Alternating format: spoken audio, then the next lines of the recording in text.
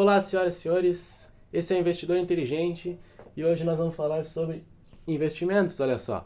Bom, eu vou tentar nesse vídeo aqui trazer algumas definições, explicar um pouco sobre investimentos e introduzir conceitos de renda fixa, renda variável, dar alguns exemplos e explicar um pouquinho sobre.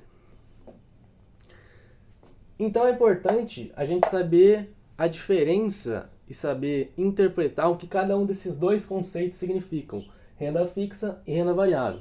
Eu espero que esteja dando para ver aí, porque a janela fica daquele outro lado, então pode ser que dê um pouquinho de reflexo, mas acredito que vai estar legível aqui o que eu escrevi no quadro. Bom, basicamente, renda fixa, como o próprio nome sugere, vai ser um tipo de investimento que você vai, logicamente, investir e que vai te trazer um retorno fixo todo mês, tá? E aí, esse retorno ele pode ser baseado em diferentes padrões. O principal deles é a taxa Selic ou o CDI, tá? Não são sinônimos, mas o CDI ele é baseado na taxa Selic. Baseado na Selic. E você vai me perguntar, que caralhos é Selic e caralhos é CDI? Começando por Selic, a taxa Selic ela é uma taxa padrão do Brasil. Todo país possui uma taxa base e a do Brasil é a taxa Selic, tá? E aí a grande maioria dos investimentos de renda fixa vão ser baseados no CDI, que traz uma porcentagem baseada na Selic. E a Selic atualmente ela está em 15%, é considerada uma taxa bem alta, quase absurda para falar a verdade. E também é um pouquinho bacana explicar o que a taxa Selic vai interferir no mercado, na economia e, obviamente, nos investimentos. Bom, a taxa Selic, como eu comentei, ela é a taxa base do nosso país. Então, ela que vai regir todas as outras taxas. Isso significa que o aumento da taxa Selic vai causar o aumento da maioria dos empréstimos, dos financiamentos, dos juros em todo o território nacional. E ela é uma ferramenta de controle da inflação também. Porque imagina o seguinte, se quando a Selic sobe, também sobe os juros do banco. Então, ao invés de eu comprar mais, eu vou dar uma segurada. O consumidor vai segurar no momento de consumir, né? Então, se os produtos do mercado estão muito caros, por exemplo, o que o governo faz? Ele vai lá e aumenta a taxa Selic. Então as pessoas vão parar de consumir um pouco, diminuir o consumo, porque elas vão, por exemplo, pegar menos empréstimos, porque não vale tanto a pena. O mercado vai deixar de ser tão movimentado, porque se eu tenho 10 mil reais para investir, com a taxa Selic a 15%, vale muito a pena eu investir em uma renda fixa, um tesouro direto ou algo do tipo, do que me arriscar investindo em renda variável que eu posso perder esse dinheiro. Então, ao invés de investir em empresas que vão produzir mais, que vão girar a economia, ou em qualquer outro tipo de renda variável, ao invés de criar o meu próprio negócio com o meu dinheiro, para mim vai ser mais vantajoso investir em um investimento de renda fixa. Então, o governo aumenta a taxa Selic e com isso as pessoas investem menos em empresas, abrem menos negócios, consomem menos e isso vai gerar um impacto futuro de maneira a reduzir o consumo como um todo. E assim, se tem menos gente comprando, a oferta continua a mesma, o preço cai. Lei da oferta e demanda. A questão é, uma taxa Selic muito alta também não é bom, porque vai travar demais a economia. Para você ter uma noção, no Japão eu não vou lembrar o ano, mas O Japão ainda mantém taxa Selic muito baixa, mas houve uma época que a taxa no Japão, a taxa base deles, não é a taxa Selic o nome, é outro nome, mas a taxa base do Japão chegou a ser de menos 2%. O que isso significa? Significa que as pessoas tinham que pagar, por exemplo, para deixar o dinheiro delas guardado. Isso faz a economia girar muito mais. Porque imagina só, se a taxa Selic não, né?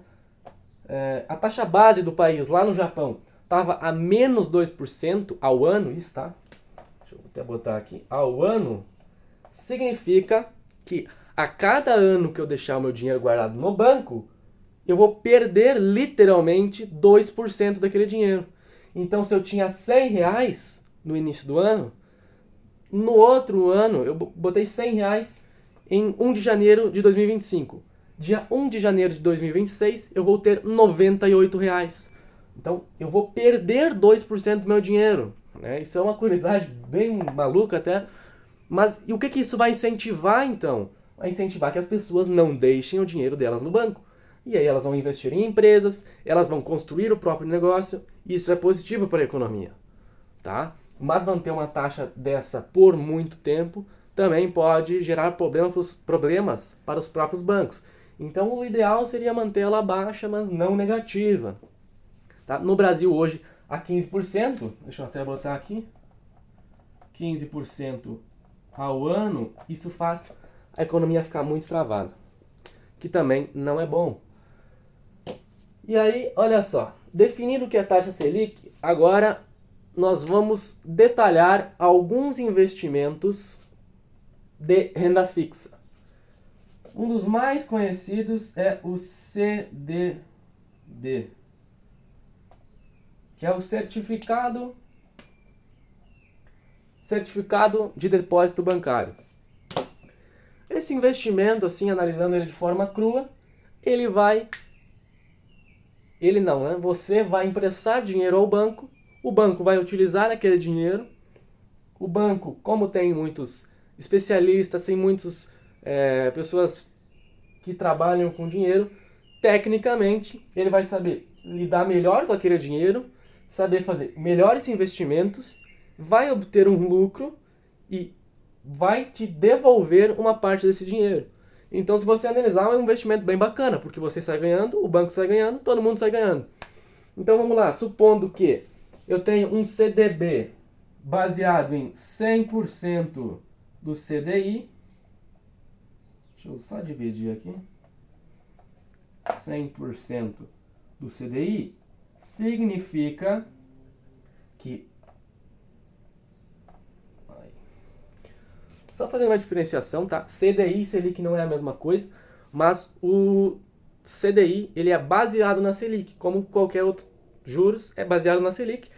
Então, se a Selic tiver a 15%, por exemplo, o CDI vai estar próximo disso. Ano passado a gente tinha a taxa Selic a 12%, o CDI estava a 11,75%, 11,50%, então é algo bem próximo ali. E aí eu investindo no CDB, eu espero que esteja dando para ver, senão estou desenhando um monte de coisa, escrevendo um monte de coisa, não dá para ver nada. Se eu investir no CDB que rende 100% do CDI, o que vai acontecer? Eu vou, supondo que o CDI e a Selic estejam a mesma coisa, tá? Então o CDI é igual a Selic e a Selic é 15%. Aqui. Eu vou lá, ao ano, tá? Tá aqui, ao ano. CDB, 100% CDI. Eu invisto esse dinheiro, 100 reais.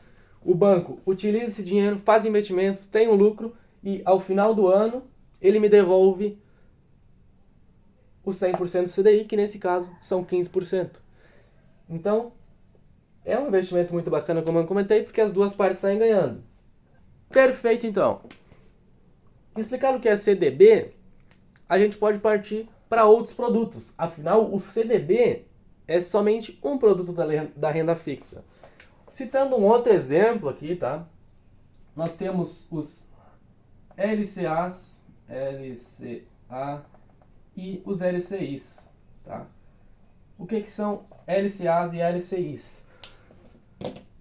A sigla significa Letra de Crédito imobiliário, LCI, e letra de crédito do agronegócio. Como o nome sugere, LCI investindo no setor imobiliário e LCA investindo no setor do agronegócio. Eles também vão ter aquela dinâmica de CDI, ou vão ter um retorno pré-fixado ou pós-fixado. Inclusive, eu já vou explicar o que é isso. E um ponto interessante do LCA e do LCI é que ambos, por investirem no que o governo considera bom para o desenvolvimento do país, que é o agronegócio e o setor imobiliário, eles são isentos de imposto de renda. Isentos de IR. Opa. Aí. Tá? Isso aqui é um ponto muito interessante, porque no Brasil é um país que paga muito imposto, então se você conseguir diminuir o imposto de um investimento que você fez, pode ser algo muito bacana. Então é algo que tem que ser avaliado. Se, por exemplo, eu tenho um CDB rendendo 100% do CDI, 15%. Eu tenho uma letra de crédito imobiliário rendendo 15% ao ano. Ambos estão rendendo a mesma coisa. Mas eu tenho que considerar que no final do ano, quando eu resgatar esse meu investimento, eu vou perder uma alíquota aí, que vai reduzindo conforme o tempo, mas que pode ultrapassar os 20% do meu lucro, tá? Então, se eu investir em LCA e tiver a mesma taxa de retorno, os juros for o mesmo de ambos os investimentos, o LCA e o LCI, em alguns casos, podem ser mais interessantes que o CDB, por exemplo, porque eles não vão ter aquele desconto de imposto quando você for resgatar o investimento. Então é algo a se pensar aí, tá? Mas isso aqui são produtos, eu poderia citar diversos outros, tem inclusive eu vou botar um aqui que é importante, que eu considero importante, que é o Tesouro Selic. Bom, o Tesouro Selic, ele é um investimento em que você empresta dinheiro para o governo. Então, da mesma forma que no CDB você empresta dinheiro para o banco e o banco depois de um tempo te devolve esse dinheiro com uma porcentagem de lucro, o Tesouro Selic você empresta dinheiro para o governo trabalha o seu dinheiro, faz obra, enfim, e devolve o seu dinheiro com uma parte de lucro. E como o nome indica, Tesouro Selic baseado na taxa Selic, tá? Então pode ser lá 100% da Selic. Algo interessante aqui também de se destacar é que você vai ter investimentos pré-fixados e pós-fixados, tá? Então, se você tiver um investimento pré-fixado, significa que o retorno que aquele investimento vai te dar já vai estar fixado antes de você fazer o investimento. E pós-fixado vai estar fixado ao decorrer do tempo. Então, se for baseado na Selic, por exemplo, a Selic vai variar, o retorno do seu investimento vai variar. E pré-fixado, você já vai ter... Escrevi errado aqui, hein? Perdão, pessoal, aqui tem o Tesouro Selic, mas o Tesouro Selic é um tipo de investimento, tá? Do Tesouro Direto, aliás. Acabei escrevendo, falando, deu ruim. Direto. Aí.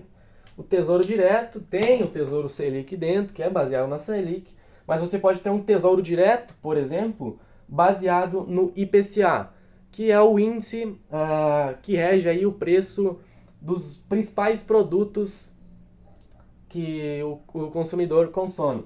É basicamente uma taxa que se usa para medir a inflação. O IPCA, tem muita gente que confunde, mas ele não é igualmente a inflação. O IPCA ele é uma taxa... Deixa eu até escrever. IPCA. E ajuda a medir a inflação, porque ele baseia, o IPCA é um dado que baseia no preço, na variação de preço de diferentes produtos que o consumidor costuma utilizar no seu cotidiano. Então, arroz, café, esse tipo de coisa, o IPCA. Aí você vai ter tesouros baseados no IPCA, você tem lá Tesouro Direto IPCA mais 2. Então você vai ter o retorno baseado no IPCA mais 2% ao ano, tá? O Tesouro Direto, ele é muito bacana, por quê? Porque você está emprestando dinheiro para o governo. Você pode pensar que isso seria algo ruim, mas não. Porque qual que é a chance do governo não te pagar? Somente se o Brasil quebrar. Por exemplo, o CDB é seguro, certo? Mas se o banco falir, você pode perder esse dinheiro. É difícil o banco falir? É. Mas agora compara, o que é mais difícil? O banco falir ou o Brasil falir? O Brasil, porque se o banco é um banco brasileiro, automaticamente antes do Brasil falir, o banco já vai ter falido. Então, o Tesouro Direto é considerado o investimento mais seguro que nós temos. Então é muito bacana para você fazer sua reserva de emergência investindo no Tesouro Direto. Você guardar um dinheiro lá que caso dê alguma merda, você tem um dinheirinho guardado no Tesouro Direto, tá seguro, tá tranquilo. Tá? Importante também que ele tenha liquidez diária. E você me pergunta, o que é liquidez? Liquidez é o que eu vou falar agora. Tá? Quando você vai fazer um investimento, é muito importante que você perceba não somente o rendimento daquele investimento. Você tem que prestar atenção em diversos outros fatores daquele ativo. Como a gente já comentou aqui, o imposto que você vai ter que pagar. Então, o que adianta o CDB dar o mesmo retorno que o LCI e o LCA se o LCI e o LCA são isentos de imposto de renda? Então, você tem que analisar diversos fatores do ativo quando você for investir. E um dos fatores que você tem que prestar muita atenção é o quê? Deixa eu até botar de outra cor, porque isso aqui é importantíssimo. Cadê o verde? Eu vou botar aqui em cima, tá? Porque isso vale para todos os investimentos. Liquidez. Tá? Nossa, ficou feio pra caramba, mas deixa quieto. A liquidez é o quanto você vai demorar para conseguir resgatar aquele ativo. Então, é quando você pode resgatar o seu dinheiro, tá? A liquidez vai ser quando você pode resgatar o seu dinheiro. Vão ter investimentos do Tesouro Direto que você vai poder resgatar o seu dinheiro somente no prazo do vencimento. E o que significa isso?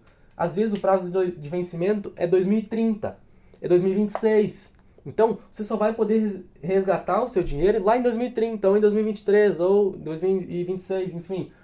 Agora, um ativo com liquidez diária, como a maioria dos CDBs são, inclusive é importante que você tenha isso em mente, tá? Liquidez diária é quando você pode resgatar o seu investimento a qualquer dia. Então, hoje é domingo, terça-feira, sexta, sei lá. Tu clicou lá para resgatar, o dinheiro cai. Show? Então você tem que levar isso em consideração, porque se você estiver analisando aí 2 CDBs para investir, um vai te dar um retorno de 100% do CDI, o outro 101% do CDI. Mas o de 101% do CDI, você só vai poder resgatar em 2027. Será que por 1% ao ano vale a pena eu ficar com esse dinheiro preso lá? E se eu precisar desse dinheiro? Então, analisa esses pontos antes de investir, beleza? Bom, basicamente o que eu tinha para falar sobre renda fixa, eu acho que era isso. Agora a gente vai começar a falar um pouquinho sobre renda variável. E aqui é o paraíso, meus amigos. Aqui o negócio começa a ficar bom de verdade. Bom, agora chegou a parte boa. Agora chegou o momento da gente falar sobre renda variável, tá? Só quero dar um alerta aqui, isso aqui não é um guia completo, isso aqui não é um curso, tá?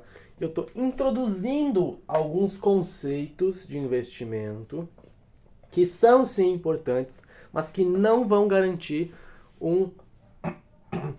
uma coletânea de informações 100% necessárias para você investir em qualquer uma dessas duas. Eu sugiro que você busque mais conhecimento antes de investir.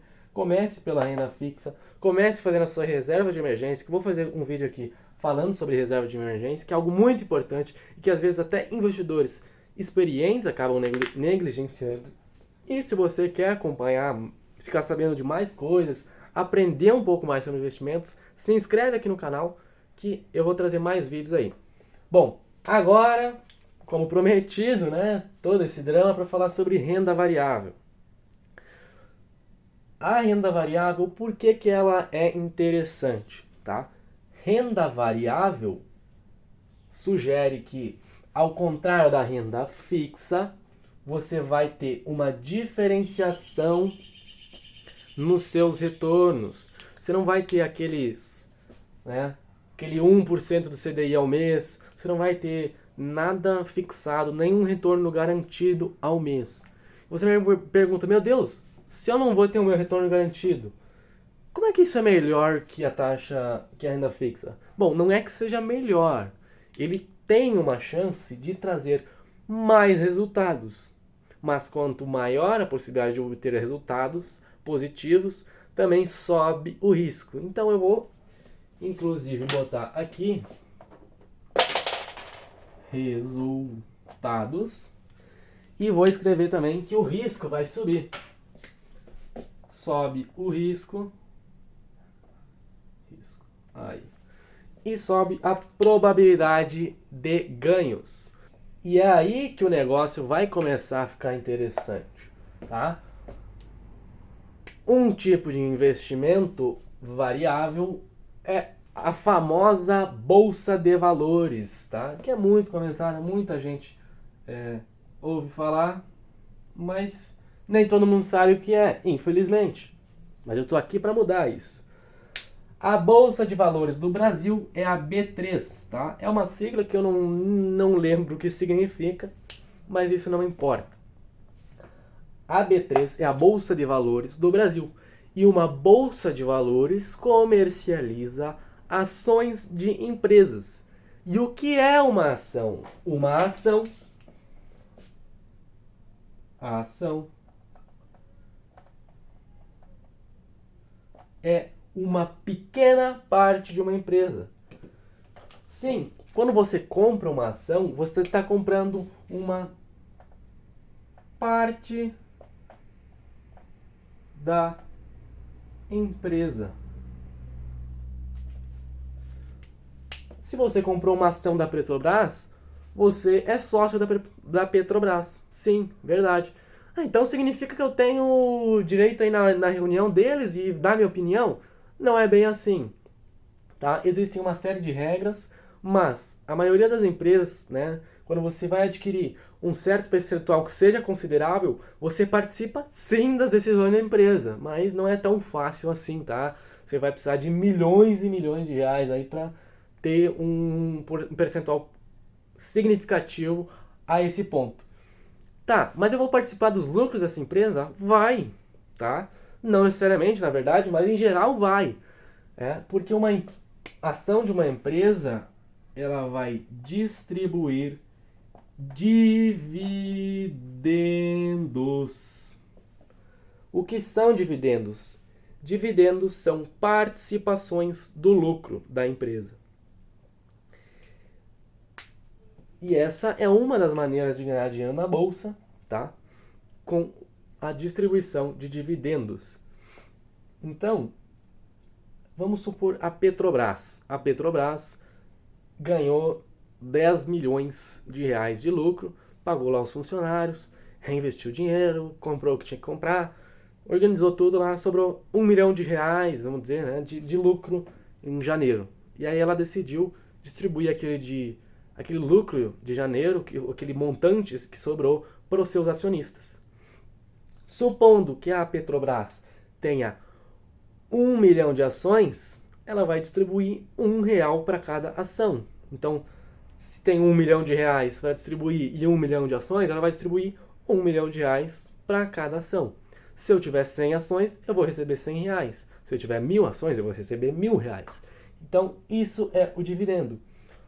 Outra maneira de lucrar com o investimento na bolsa de valores é com a valorização da empresa. E essa é a forma principal, né, que mais de fato vai trazer resultado.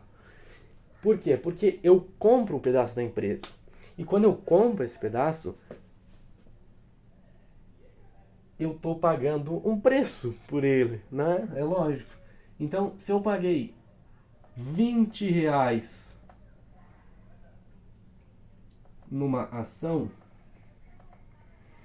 e depois de um certo tempo essa ação subiu para R$ 30, vamos botar 40 só para ficar mais fácil de exemplificar aqui. Eu vou ter um lucro de R$ 10 por ação. R$ 20 por ação, na verdade, né? Eu tava com 30 na cabeça. Mas se eu comprei a R$ 20, ela ficou a 40 e eu vendi a 40, então eu comprei por 20, vendi a 40. Olha só, se eu comprei 10 ações, eu vou ter um lucro de... Vou botar só L de lucro, tá? R$ 20 por ação. Por ação. R$ 20 por ação, se eu tinha 100 ações, dá R$ 2.000 de lucro, tá? E essa aqui é uma maneira muito interessante de lucrar. É onde a maioria dos acionistas procura obter os seus lucros de fato. Porém, aí que mora o perigo. Porque se eu comprei essa ação a R$ 20 e ela baixou o seu preço por 10 para R$ 10, eu vou ter um prejuízo de R$ 10 por ação. E aí que mora o risco que eu tinha comentado antes. Por quê? Se eu comprei a R$ 20 e por algum motivo eu tive que vender essas ações por R$ 10, ou eu fiquei com medo que ela pudesse cair mais, eu vou ter um prejuízo de R$ 10 por ações. Então se eu tinha 100 ações, vezes 10, eu perdi R$ 1.000, tá? Por isso que é muito importante em investir em renda variável você ter o discernimento do que é uma ação boa, do que é uma ação ruim, de quais empresas vão provavelmente, porque não dá para ter certeza, né, subir o seu valor de mercado, quais vão baixar, quais são os setores que costumam trazer bons resultados. Tudo isso tem que ser analisado. Isso não é tão simples, tá? Eu pretendo fazer um vídeo só sobre a bolsa de valores, tá? Porque não é algo tão simples. Pelo contrário, é muito complexo. Tem muitos fatores que vão influenciar. A liquidez vai variar, porque para vender uma ação, eu necessito que alguém queira comprar ela.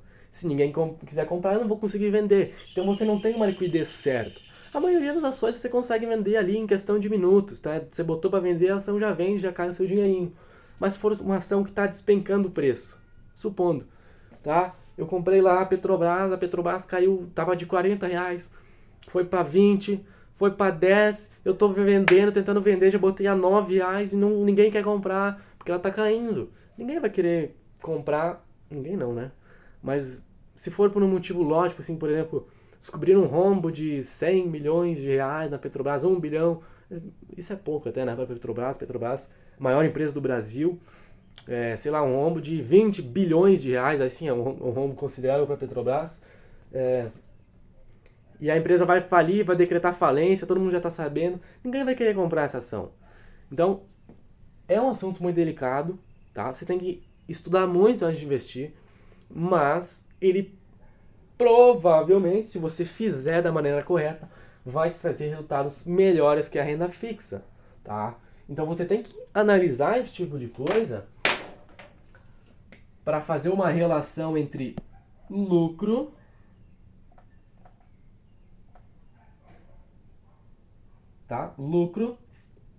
e risco. Se o risco for muito alto, o lucro tem que ser muito alto também, tá? O lucro tem que ser... Se o risco for aqui em cima, o lucro tem que ser aqui em cima também. Pô, se eu tiver um lucro aqui em cima e um risco aqui em cima, e o lucro for isso aqui, não vale a pena, tá? Não vale a pena, você tem que pelo menos ele tem que ser algo que esteja aí linearmente. Então, se o fator, né, não é medido exatamente assim, mas vamos supor que o fator de risco fosse 3. O lucro tem que ser em um fator 3, por exemplo, também. Então ele tem que ter uma relação aí, fator, né, uma relação entre risco e fator que seja interessante, tá? Outro tipo de investimento, né, variável são as criptomoedas. As criptomoedas, elas também são meio que um mercado de câmbio, né, porque é dinheiro. Então cripto. Não tá só cripto, tá? É criptoativo, criptomoeda, cripto, tanto faz. Elas são, tecnicamente, também, se você for analisar, elas também seriam é, do mercado cambial, porque você está comprando Bitcoin, você está comprando uma outra moeda, né? Mas eu vou encaixá-las aqui como renda variável, porque eu não enxergo elas somente como mercado cambial. Inclusive, o mercado cambial também é variável, então dá para considerar. As criptos, nós temos... O que são criptomoedas? A principal delas é o Bitcoin, e o Bitcoin é uma criptomoeda, obviamente, em que ele não pertence a nenhum governo, nenhuma empresa. Então, eu vou até botar aqui, ó, o Bitcoin, BTC. Ele não é atrelado a empresas, nem a governos, nem a nada. Nem o criador do Bitcoin tem o domínio sobre Bitcoins, tá? Governo, tá? O Bitcoin ele não tem relação nenhuma com nada nem com ninguém. Foi por isso que ele deu tão certo, tá? Inclusive, eu não tenho uma visão muito boa sobre a maioria das criptomoedas, porque a maioria das criptomoedas elas não seguem o principal propósito das criptomoedas, que é justamente não ser atrelado a uma instituição financeira, ao governo, ao Estado, a qualquer tipo de coisa. Tá? O que adianta eu ter uma criptomoeda que foi uma empresa que criou? Se der a louca nessa empresa, ela vai lá e vende tudo, pega o dinheiro para ela. Ah, mas tem no contrato que... Para mim, não é muito interessante a maioria das criptomoedas, tá? Minha opinião, não estou falando para você não investir, minha opinião. Agora, o Bitcoin, para mim, e para a grande maioria dos investidores, é a melhor criptomoeda, justamente por esse fator. Ele não está atrelado a nada, nem a ninguém. Ele também não é rastreável, tá? Todas as transações são públicas, você consegue ver qualquer transação que é feita pelo Bitcoin, mas você não consegue ver quem fez aquelas transações. Então, é algo até tecnicamente ruim, porque criminosos podem usar dessa ferramenta para fazer transações, tá? Já que o governo não consegue ter acesso a quem está fazendo aquela transação, o governo não consegue rastrear, criminosos podem acabar fazendo isso, tem pessoas que usam para sonegar imposto, né?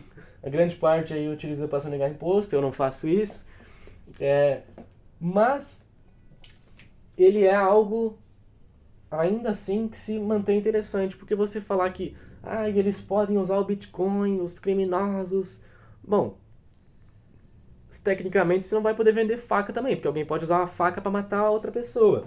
Não é sobre o Bitcoin em si, é sobre como você utiliza ele, tá?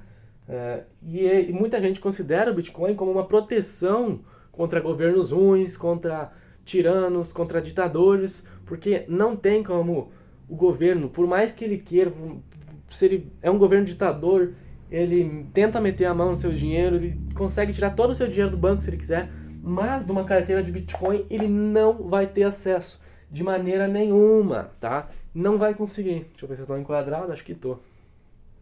Ele não vai conseguir ter acesso à carteira de Bitcoins, tá? E aí existem diversas outras ativos, assim como existem diversos outros ativos de renda fixa, existem diversos outros ativos de renda variável, tá?